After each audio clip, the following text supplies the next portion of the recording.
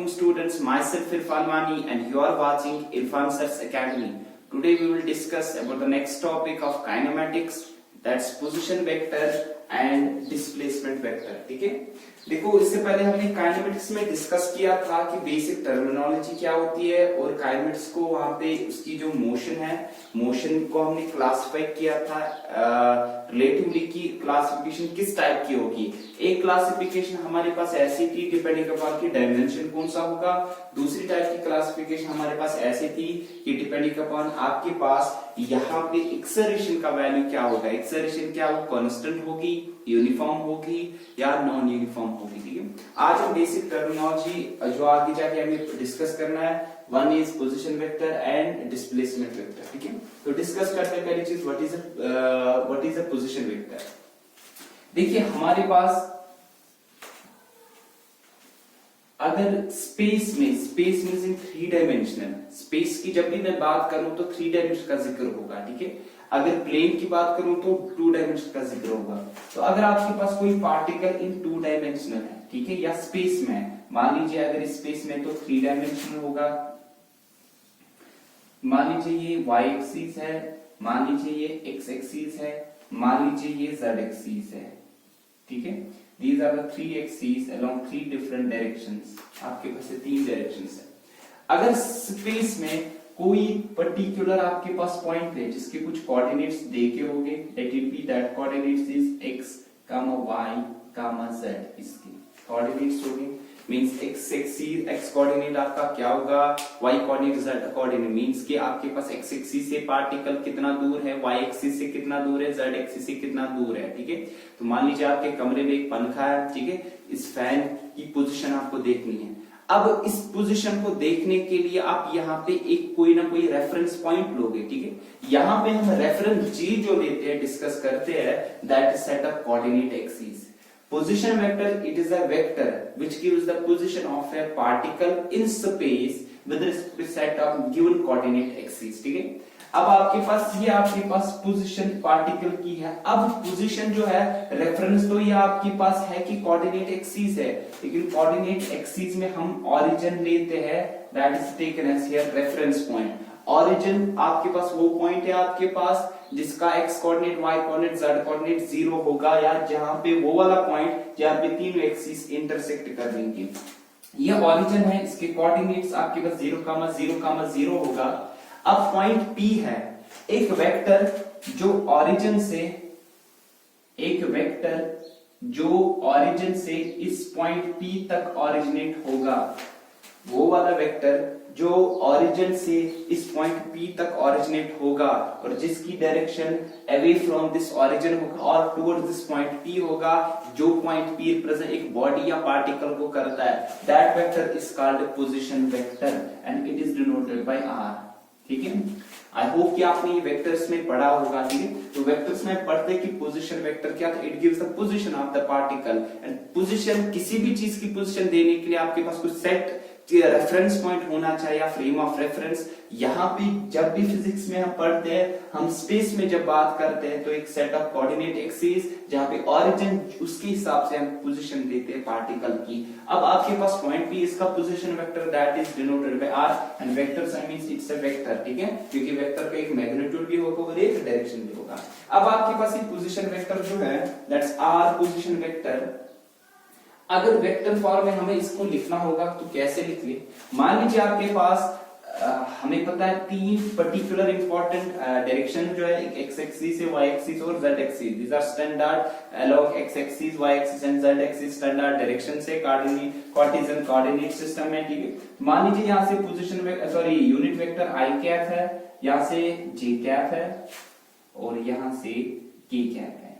ठीक है, I, J and K cap are the basic or the fundamental unit vectors along three directions, OX, OY and OZ along x axis, y axis and z axis। ठीक है, unit vector आपको पता है जिसका unit vector वो vector होता है जिसका मैग्नीट्यूड यूनिटी होता है, बट जिसकी डायरेक्शन एक उस वेक्टर की तरफ से होती है जिस वेक्टर को रिप्रेजेंट करता है, ठीक है। तो यहाँ पे आई कैप अलोंग एक्स एक्सिस होगा, वाई कैप जे कैप यहाँ पे वाई एक्सिस से होगा और के कैप अलोंग जेड एक्सिस से होगा, ठीक है।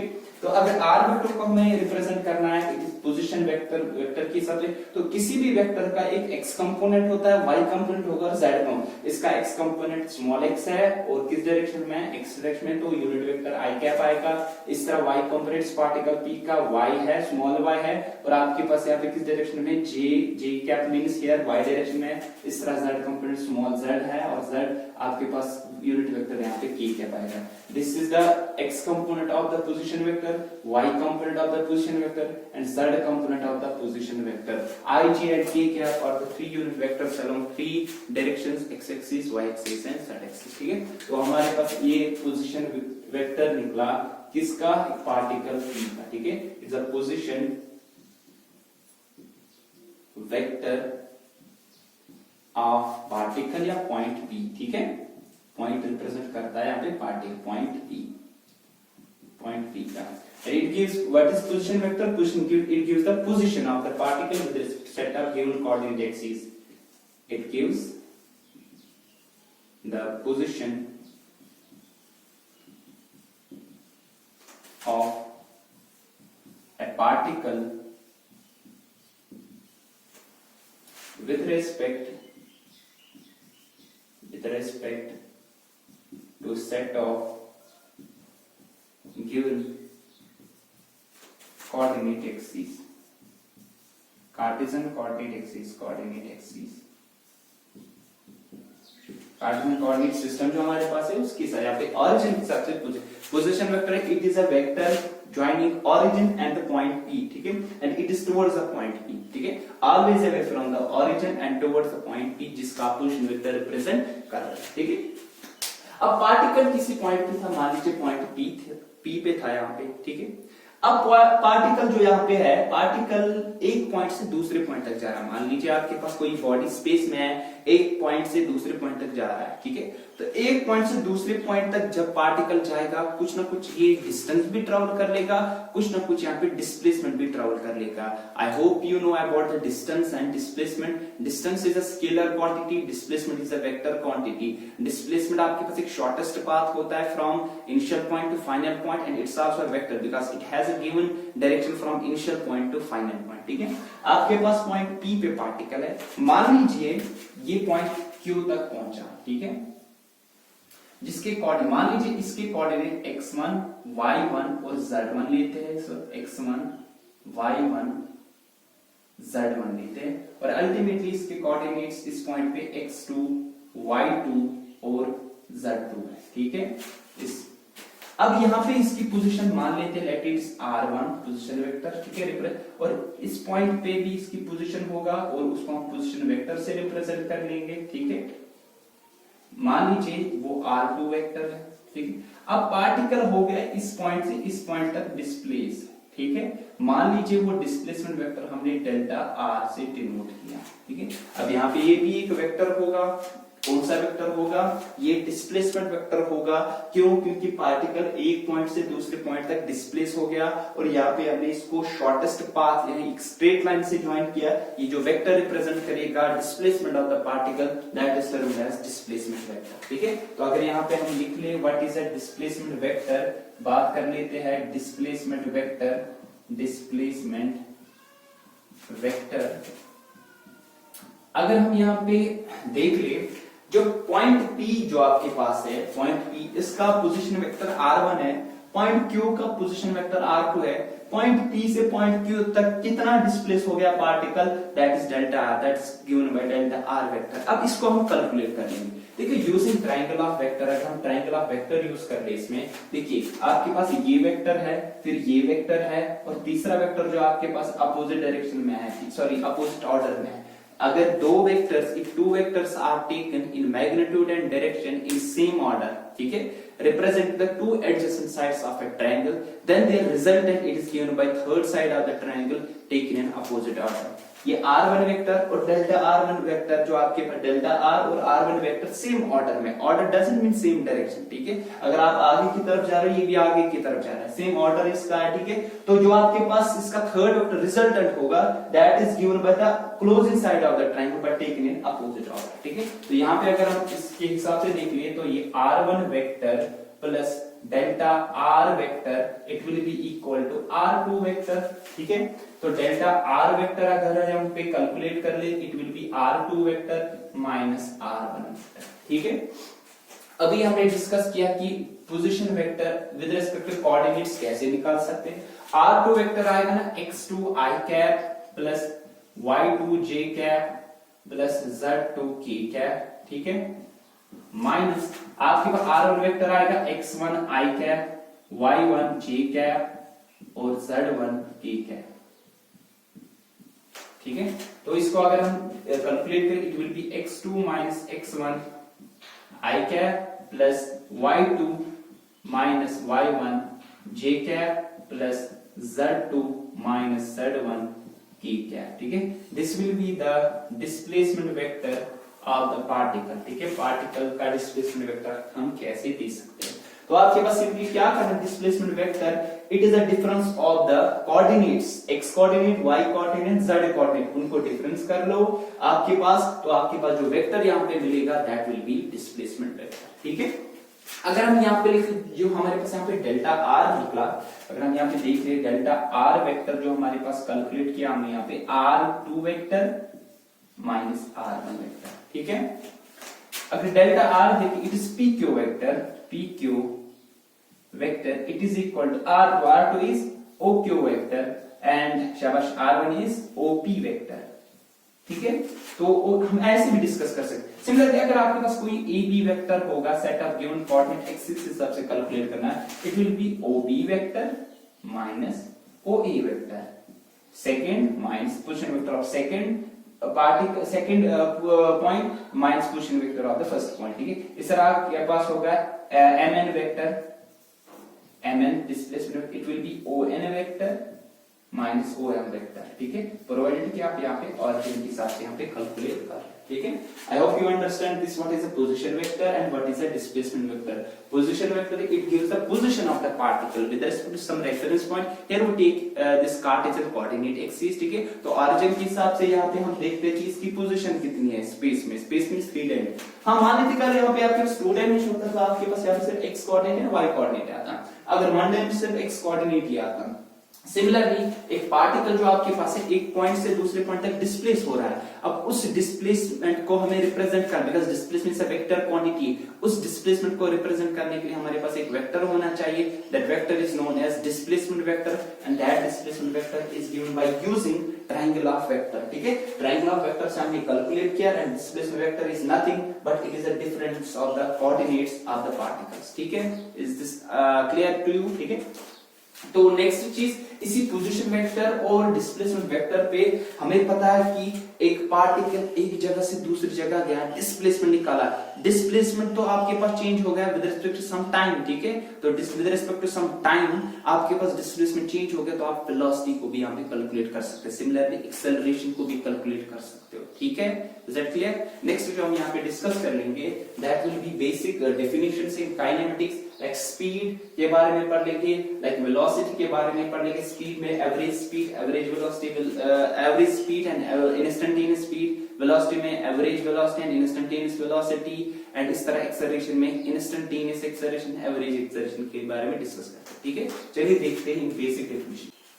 चलिए तो आप बेसिक डेफिनेशंस के बारे में बात करते हैं। पहली बेसिक डेफिनेशन जो आपके पास आ जाएगी, first basic definition that will B speed, ठीक है।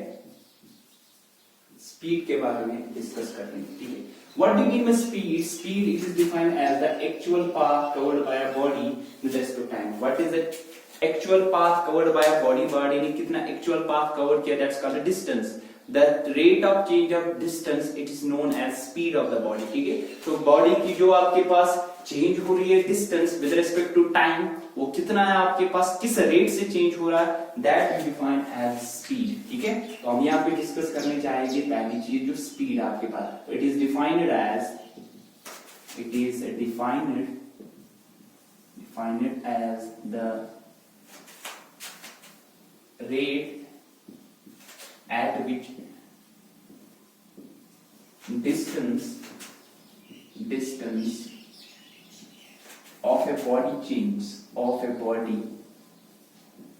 changes, किस रेट से बॉडी की डिस्टेंस चेंज हो रही है उस चीज को हम यहाँ पे कहते हैं स्पीड, ठीक है। And this speed it is denoted by v, ठीक है। तो हम कहेंगे it is the distance covered by a body upon time. तो डिस्टेंस कितनी बॉडी ने कवर की विद रिस्पेक्ट टाइम, डिस्टेंस को हम s से डिनोट कर लेंगे, ठीक है, टाइम को t से। तो it will be v will be equal to distance upon time, that's s upon t, ठीक है। अगर हम यहाँ पे बॉडी की बात कर ले कि डिस्टेंस जो इसने कवर की एक कंप्लीट इंटरवल में, ठीक है। मान लीजिए आपके पास यहाँ पे डिस्टेंस टाइम का ग्राफ है, ठीक है। मान लीजिए यहाँ पे डिस्टेंस s है और यहाँ से टाइम t है, डिस्टेंस टाइम का ग्राफ है। बॉडी ने डिस्टेंस ट्रैवल की, मान लीजिए इसका ग्राफ कुछ ऐसा कुछ है, ठीक है। तो मान लीजिए टाइम इंटरवल है, लेट इट बी t1, और ये time interval late it B this time interval it is t2, ठीक है। इस टाइम इंटरवल t1 में इसकी डिस्टेंस क्या थी, ठीक है। मान लीजिए टाइम इंटरवल t1 में इसकी डिस्टेंस कुछ इतनी थी, t1 टाइम इंटरवल में, ठीक है, इतनी थी। मान लीजिए दैट डिस्टेंस इज s1। और टाइम इंटरवल t2 में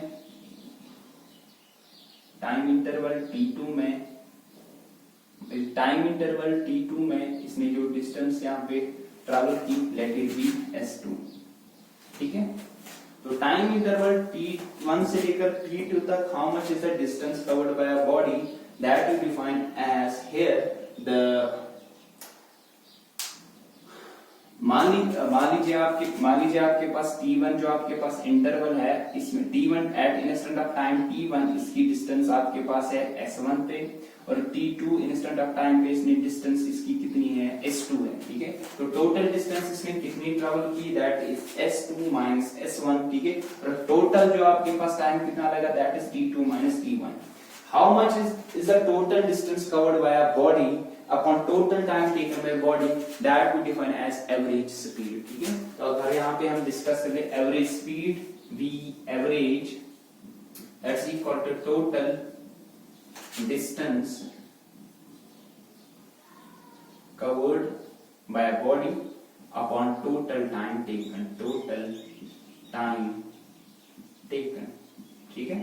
तो हम इसको ऐसे भी लिख सकते हैं, इट इज टोटल डिस्टेंसेस कहां से कहां तक, s2 minus s1, total time it is t2 minus t, ठीक है। This is the average speed.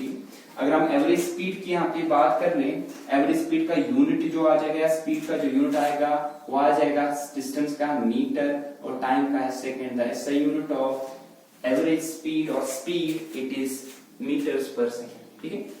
This was the first definition जो आपके पास है, स्पीड किस चीज को कहते हैं, कि स्पीड कैसे हम कैलकुलेट कर सकते हैं, ठीक है। नेक्स्ट जो इसमें आ जाएगा that will B instantaneous speed, will discuss later on कि इंस्टेंटेनियस स्पीड क्या होती है, ठीक है। अगर हम यहाँ पे इंस्टेंटेनियस स्पीड की बात कर रहे हैं, यहाँ पे एक पर्टिकुलर इंस्टेंट ऑफ टाइम जो आपके पास है, एक पर्टिकुलर इंस्टेंट ऑफ टाइम पे अगर मुझे कैलकुलेट करना है कि डिस्टेंस कितनी है, ठीक है। एक पर्टिकुलर मान लीजिए t0, एक पर्टिकुलर इंस्टेंट ऑफ टाइम मान लीजिए आपके पास s0 है, ठीक है। एक पर्टिकुलर इंस्टेंट ऑफ टाइम पे आपके पास डिस्टेंस चेंज होती है, किस रेट से हो रही है, ठीक है, that we define as instantaneous speed. And we define here instantaneous speed as whenever we say at a particular instant of time, whenever we say what is the instantaneous change, जब भी instantaneous change की बात हम करते हैं, instantaneous change को हम derivative और डिफरेंशिएशन से यहाँ पे डिस्कस करते हैं, ठीक है। तो it will be equal to ds upon dt, small change in distance, ठीक है, upon unit change in time. आपके पास चेंज क्या आ रही है डिस्टेंस में with respect to time, that you define here as instantaneous. At particular instant of time पे आपके पास डिस्टेंस चेंज कितनी हो रही है आपके, मान लीजिए आपके पास 10 सेकंड लग गया, 5वें सेकंड में आपके पास डिस्टेंस कितनी आपने ट्रैवल की, 5वें सेकंड में डिस्टेंस क्या है, उसका चेंज कितना आ रहा है, ठीक है, चेंज कितनी आ रही है डिस्टेंस में आपके पास with respect to time, that is defined as instantaneous speed, ठीक है। एवरेज स्पीड को हम ऐसे भी डिस्कस करते हैं ds/dt, ठीक है।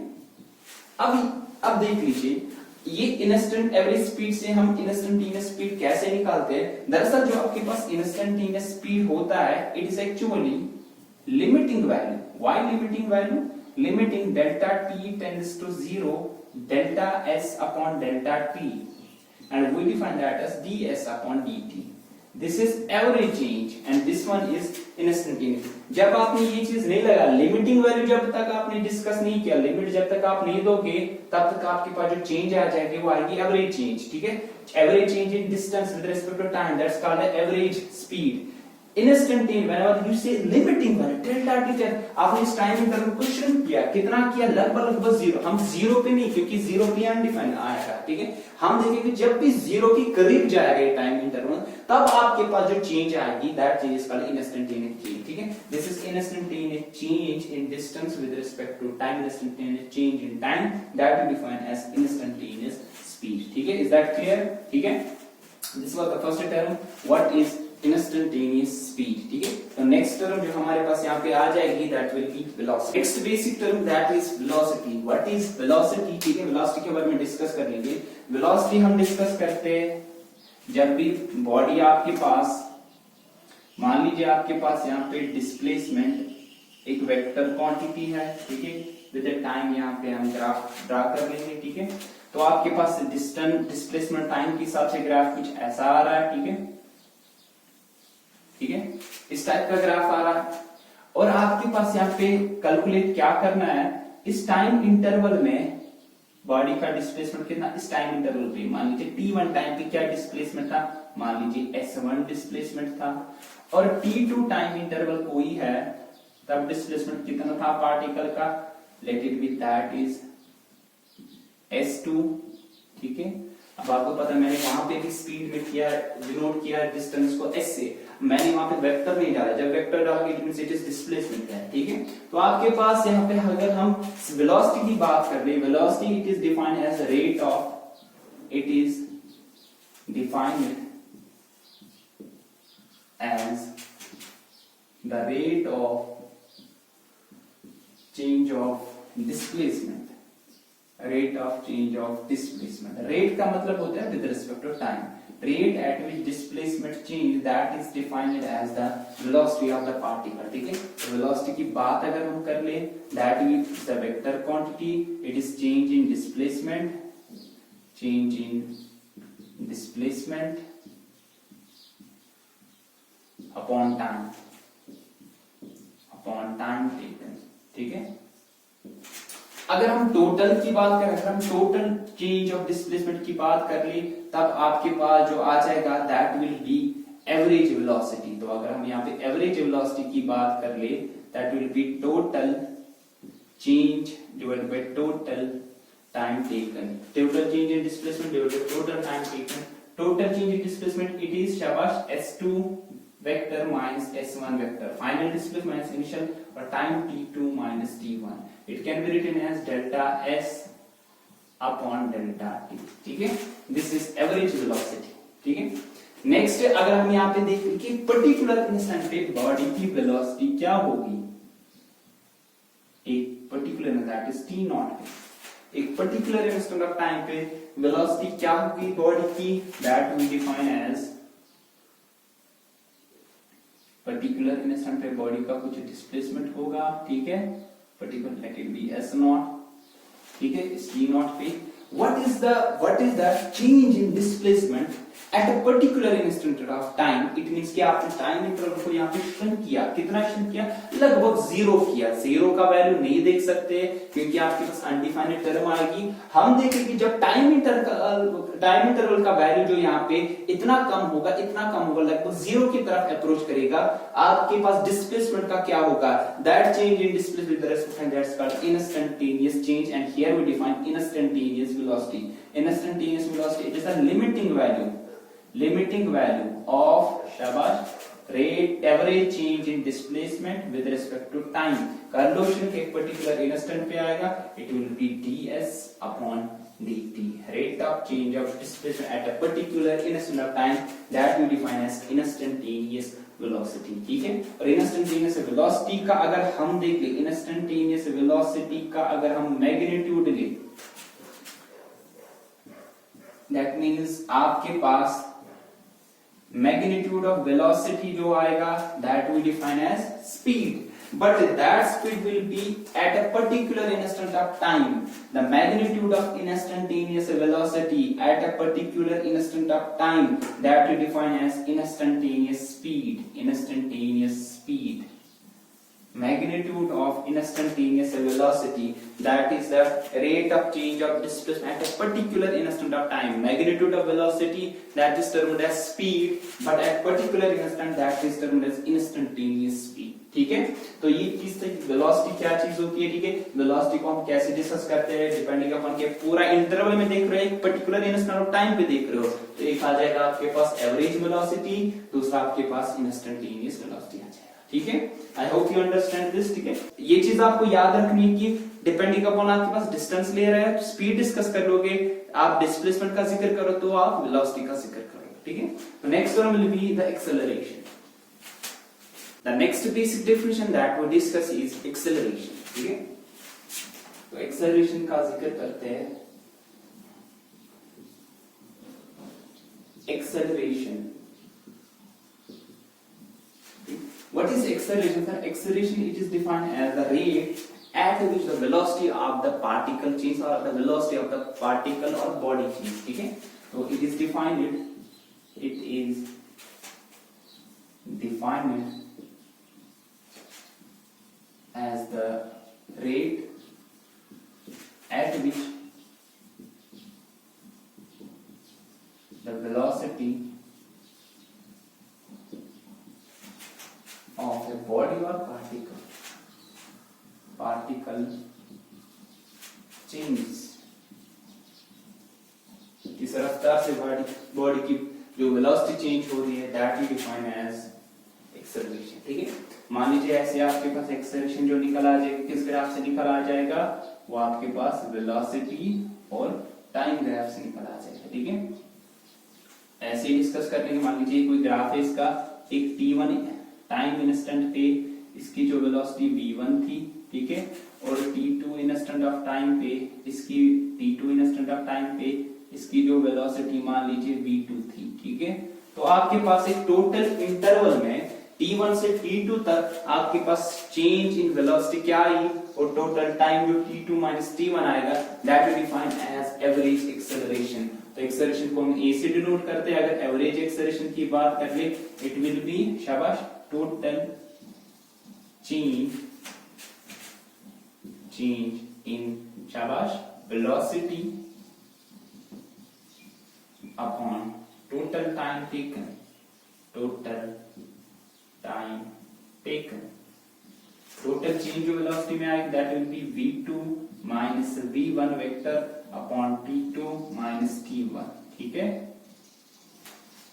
तो एवरेज आपके पास एवरेज एक्सेलरेशन जो आ जाएगा, it will B delta v upon delta t, this will be the average acceleration.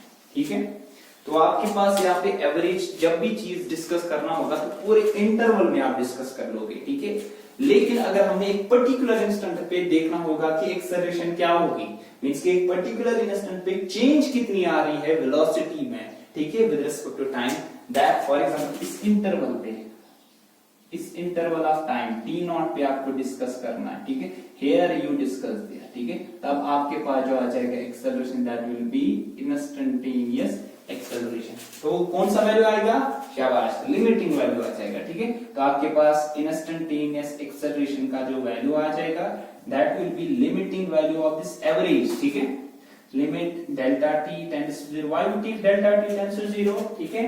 अगर आप लोगों को पता नहीं होगी तो आप मेरा लेक्चर देख सकते हो, जो कि मैंने कैलकुलस डिफरेंशिएशन पार्ट फर्स्ट पे दिया है, डिस्क्रिप्शन में उसकी लिंक देख के है, ठीक है, आप वो देख लेना। जिनको अभी भी इस लिमिटिंग वैल्यू या इस डिफरेंशिएशन या हम कहेंगे इस एवरेज और इंस्टेंटेनियस चेंज के बारे में पता नहीं है, ठीक है, तो आप उसको देख लीजिएगा।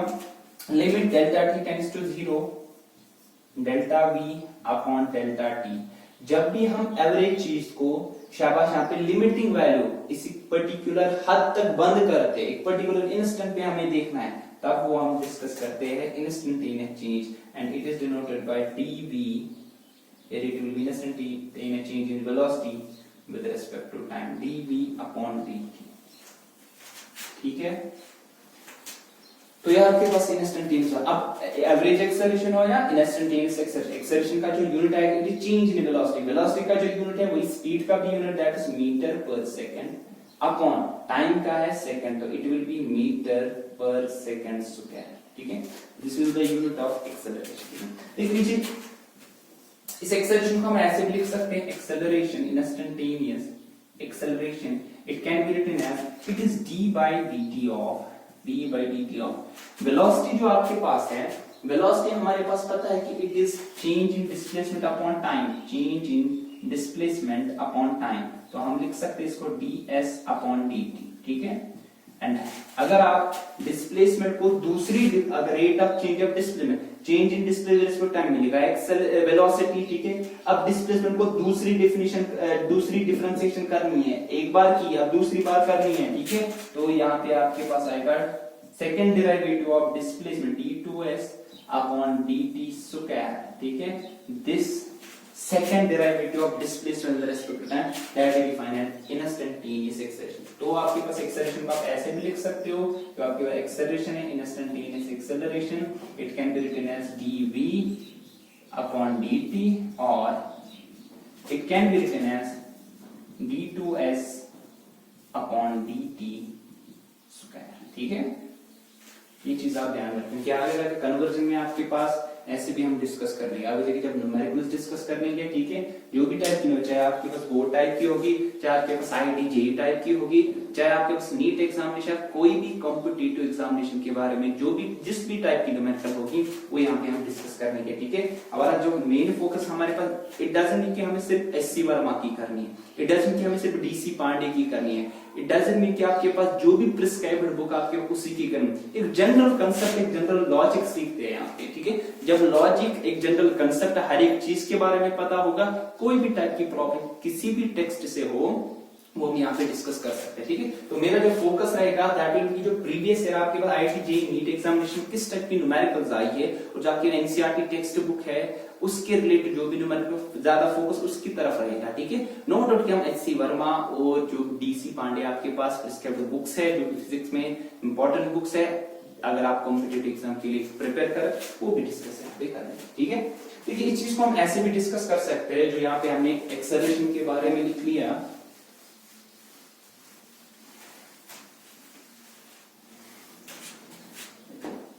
देख लीजिए, जो आपके पास वहां पे था acceleration, it's equal to dv upon dt, ठीक है। इसको हम ऐसे भी लिख सकते हैं, it is equal to dv by ds into ds by dt, ठीक है। dv बाय ds, अगर इसका मैग्नीट्यूड लिखेंगे यहाँ पे, ठीक है, बेटर रहेगा आपके पास, ठीक है, क्योंकि वेक्टर साइंस से आप यहाँ पे परेशान हो जाएंगे, ठीक है। तो मैग्नीट्यूड यहाँ पे आपके पास जो आ जाएगा, किसका आ जाएगा, मैग्नीट्यूड एक्सेलरेशन का आ जाएगा, that is dv upon dt, ठीक है। तो इसके ऐसे लिखिए dv by ds into ds by ds cancel, we left with dv by dt, ठीक है। What is ds by dt? It is velocity, it's v, शाबाश, velocity into dv by ds, ठीक है। ऐसे भी आप एक्सेलरेशन का जिक्र कर सकते हो, ठीक है। वेरी इंपॉर्टेंट इक्वेशन, जब भी हम डिराइव करने की इक्वेशंस ऑफ मोशन को, ये फॉर्मूलाज हमें यहाँ पे यूज हो जाएंगे, ठीक है। I hope you understand today's session. आपको हमारा वीडियो अच्छा लगा तो लाइक कीजिए, शेयर कीजिए, कमेंट कीजिए और सब्सक्राइब कीजिए। अभी तक जिन्होंने हमारे चैनल को सब्सक्राइब नहीं किया है तो प्लीज आप सब्सक्राइब कीजिए और बेल आइकन पे आप क्लिक जरूर कीजिएगा।